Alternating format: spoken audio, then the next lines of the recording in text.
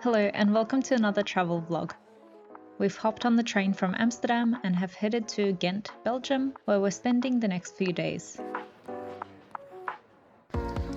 After dropping our bags off at the Airbnb, we headed towards the town centre to explore.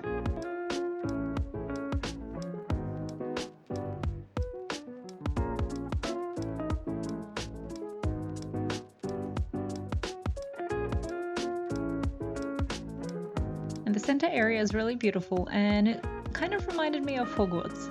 I don't really have a better comparison, sorry. And we were in for a bit of a surprise as there was a lot of construction happening in preparation for a festival, which we were just lucky enough to catch on our last day here, so at least we weren't totally out of luck. But even with the construction obscuring the view of a lot of buildings, the main town centre was still so beautiful to wander around and take photos of.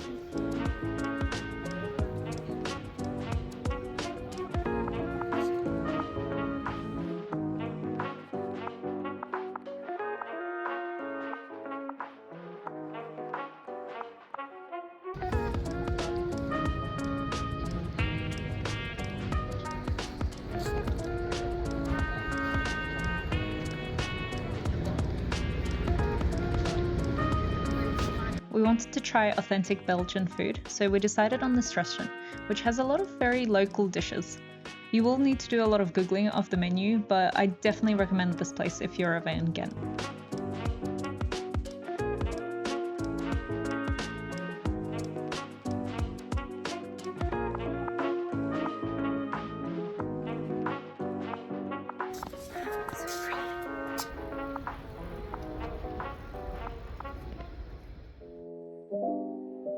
Our Airbnb was about 15 minutes walk from the center, so we did have to walk in every time.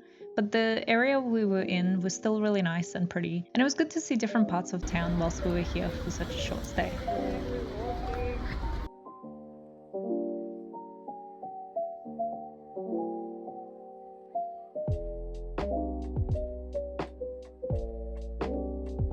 I still can't get over how beautiful this one area really is, and I felt like I was transported back in time every time we've crossed this bridge.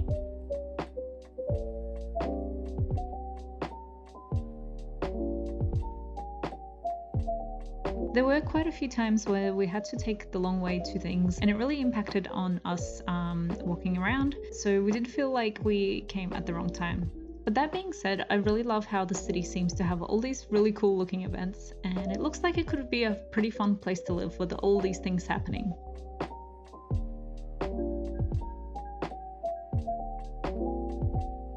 And this absolutely majestic cathedral is one of the main attractions in Ghent, and is most well known for housing the Adoration of the Mystic Lamb, which is considered to be one of the first major oil paintings and one of the most famous examples of religious painting of this period. But sadly this artwork was under restoration, so we didn't get to see it, but the beautiful windows and the organ and the architecture inside was still worth checking out. So we've just gone to the cathedral. It's been a bit of an effort trying to navigate the construction, but yeah, now we're finally going to the castle.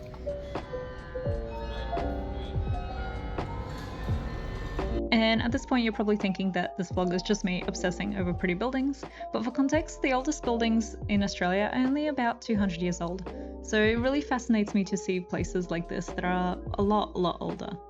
And also on this topic, this was the first castle I've ever seen in real life, and the fact that people lived in this place almost 1,000 years ago just blows my mind. The audio tour that comes with entry is a bit cringy, but it is still pretty interesting. You get a bit of a sense of what life might have been like in this castle.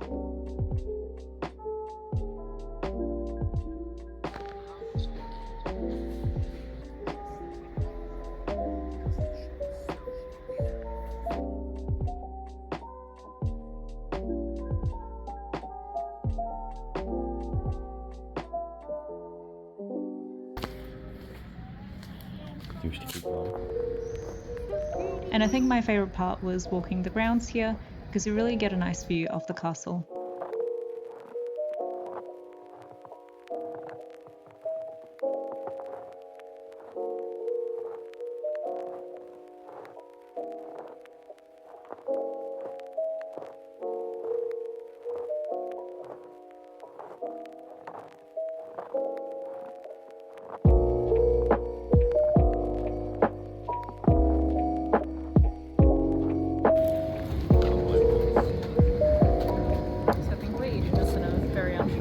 sense by separating the sauce and the chips. What a travesty.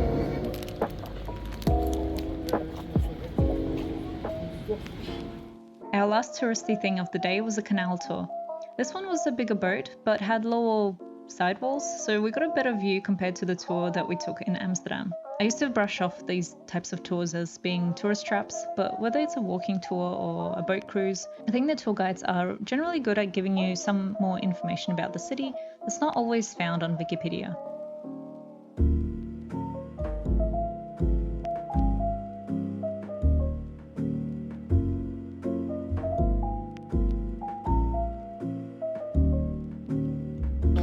Dans la ville de Patersron. On va acheter une ville de quartier plus cher. Et il y a beaucoup de restos dedans. C'est un peu le centre.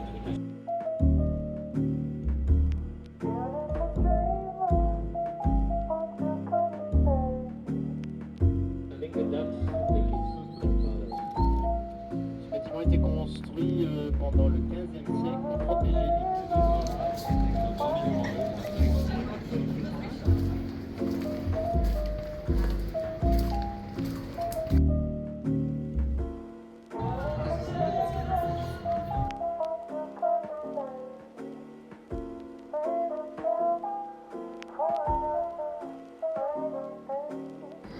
We have those trams at home. And today we hopped on the tram to the station because we're heading to Bruges on a day trip.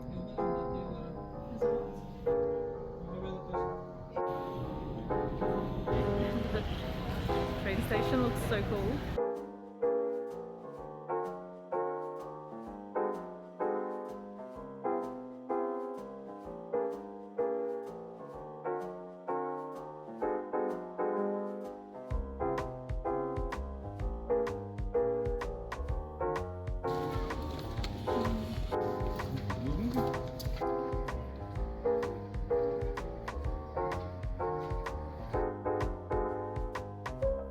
It looked like Bruges was also getting ready for a festival, so we were a bit disappointed when we arrived to see all of this infrastructure taking away from the main square. Yeah. But there were some corners that I can film and still preserve of what it would be like on any other day.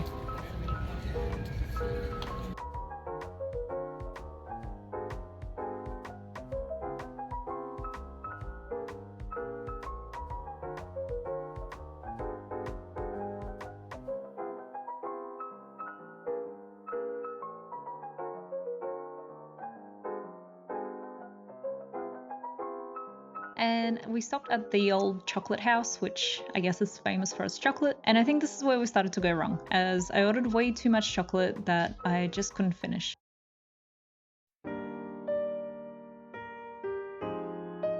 You do have to pay to enter to see most of this church, but there is quite a bit of cool artwork and historical artifacts to see.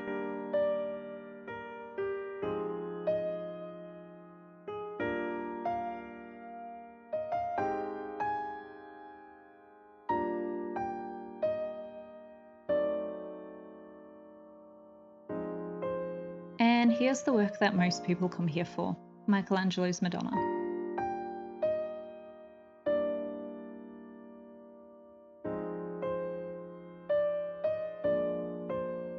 Now, this town had so much history and details preserved, and in some areas it seemed a bit more ornate and almost fancier than Ghent, so it was interesting to see the differences between the two places.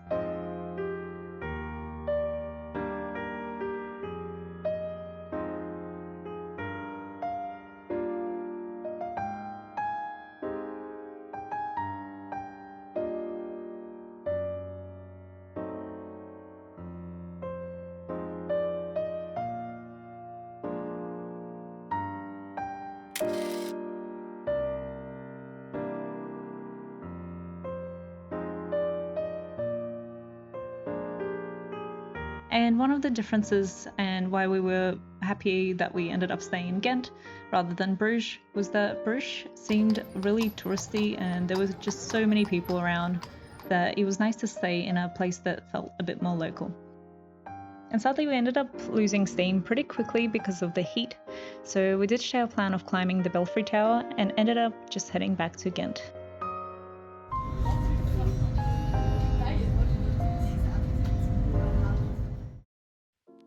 I guess the upside to staying in Ghent with all the construction ruining the vibe was that we were able to catch the first day of the festival. And there's really nothing like this in Australia, a free 10-day festival with a bunch of different stages all over the city.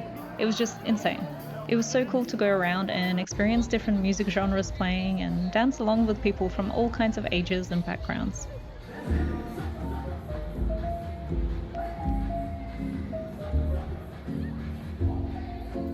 And that concludes our Belgium chapter, as the next day we caught a train heading to Aachen, Germany. Thank you for watching and stay tuned for the next episode.